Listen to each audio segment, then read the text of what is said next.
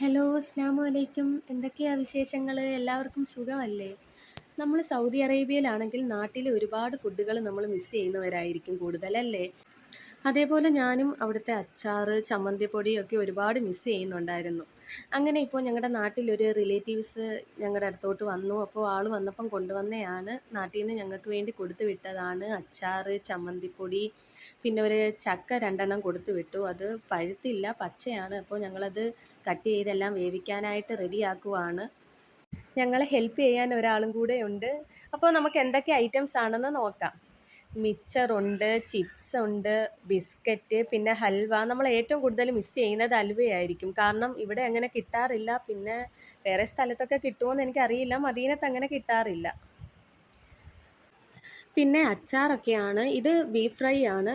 കുറച്ച് beef fry കൂടെ കൊടുത്തു വിട്ടു. പിന്നെ ഇത് ഉണക്കമീനും പിന്നെ ഉണക്കക്കൊഞ്ചുമാണ്. പിന്നെ ഇത് ചമ്മന്തിപ്പൊടി, ഇത് മാങ്ങ അച്ചാറും നാരങ്ങ അച്ചാറും പിന്നെ നെല്ലിക്ക അച്ചാറുമാണ്. ഇത് മാങ്ങ അച്ചാറ്, പിന്നെ പപ്പടം.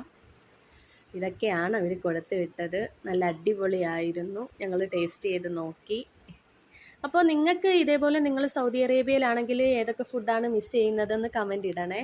അപ്പോൾ എൻ്റെ വീഡിയോ എല്ലാവർക്കും ഇഷ്ടമായെങ്കിൽ എല്ലാവരും ലൈക്കും സബ്സ്ക്രൈബും കമൻറ്റും ഷെയറും ചെയ്യാൻ മറക്കരുത്. അപ്പോൾ ഓക്കെ, ബൈ, അസ്സലാമു അലൈക്കും.